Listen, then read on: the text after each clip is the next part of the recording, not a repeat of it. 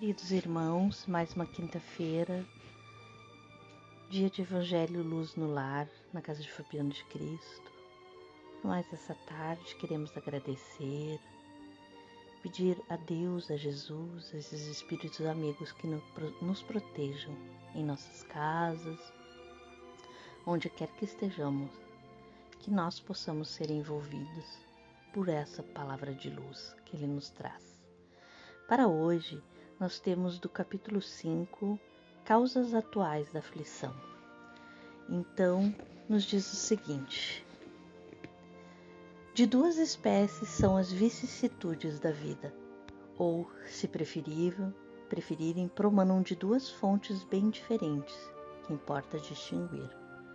Umas têm causa na vida presente e outras fora desta vida.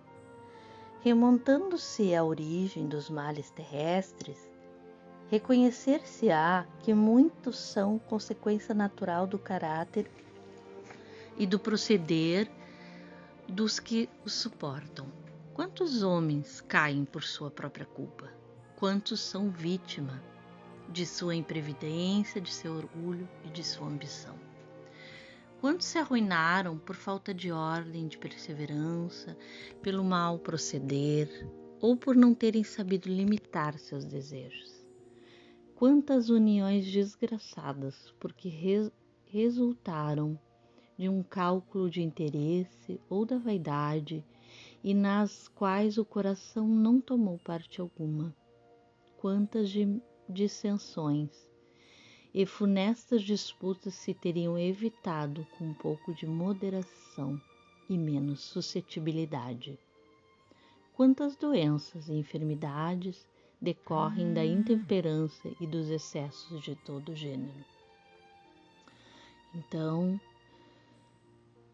queridos irmãos, as causas atuais das aflições, trazendo análise do que Jesus nos traz nesse trecho do Evangelho, nós podemos dizer que muitas das nossas escolhas nos remetem ao atual estágio daquilo que nós estamos vivendo.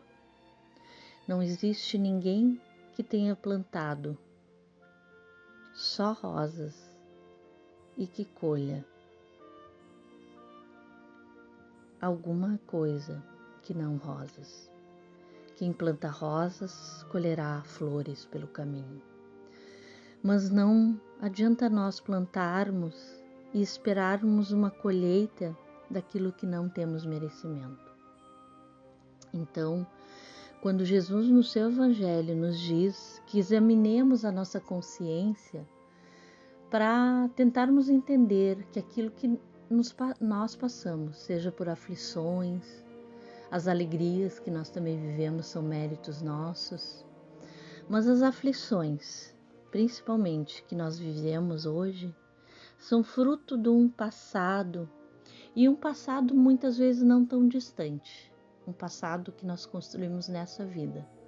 Ou na semana passada nós cometemos excessos, ou no ano passado, ou vivemos a vida inteira acumulando excessos. E aí quando a conta chega, é como se fosse alguma coisa que viesse de muito longe, quando na verdade, ou viesse de fora, quando na verdade somos nós os construtores do nosso próprio destino. Muitas vezes nos alimentamos de uma forma inadequada, muitas vezes nosso corpo é alvo de um bombardeio de pensamentos incessantes, de adrenalina. Muitas vezes as nossas relações são baseadas na vaidade, no interesse.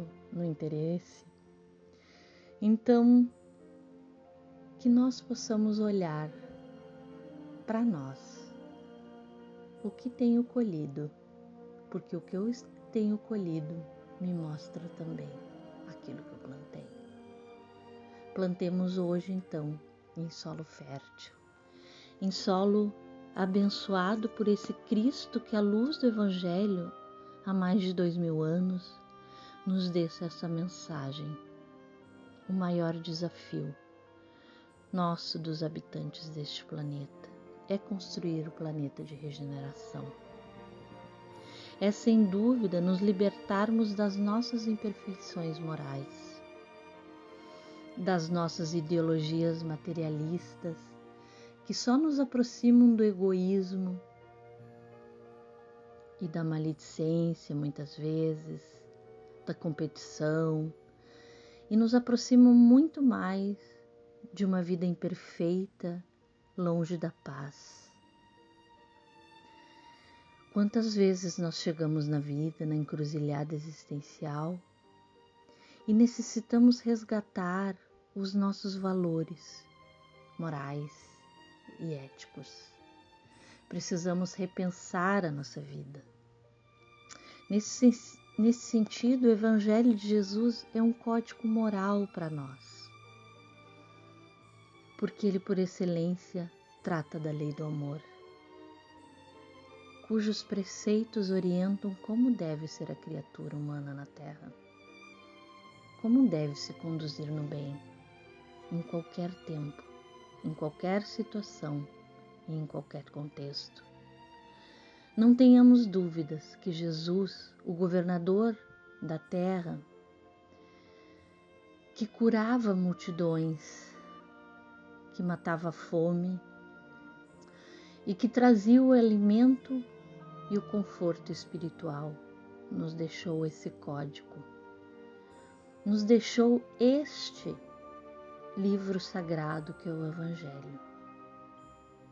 E quando nós examinamos todo o Evangelho, o que Jesus vem nos pedir: amai-vos.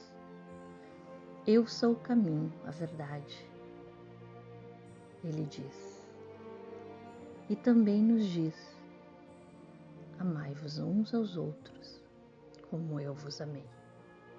Jesus nos indica esse amor puro, porque ele amava os nossos defeitos, ele ama os nossos defeitos, ele nos ama conforme nós somos e conforme podemos caminhar. A sua missão continua como governador da terra a nos dizer todo dia que ele veio para nos encaminhar. Veio para nos encaminhar para o caminho do bem, mas basta que nós peguemos as rédeas da nossa vida e levemos. Num mundo turbulento, onde muitas vezes a sociedade nos exige um modelo que nos afasta desse caminhar com Jesus no bem. Que nós possamos ter um olhar mais caridoso, que nós possamos olhar para o nosso próximo em casa, para o nosso irmão, para a nossa esposa, esposo, para o nosso colega de trabalho, para aquele colega que é difícil, aquele chefe que é difícil, que nós possamos olhar com mais caridade, conhecendo que Jesus quer no fundo que nós nos desenvolvamos com amor e que desenvolvamos a nossa espiritualidade. Jesus quis nos transmitir o pensamento de Deus através da sua doutrina. Em toda a sua pureza, ele nos ensinou o pensamento. Através do seu amor, ele quer que nós sejamos os seus verdadeiros discípulos, que levemos o amor a todo o planeta.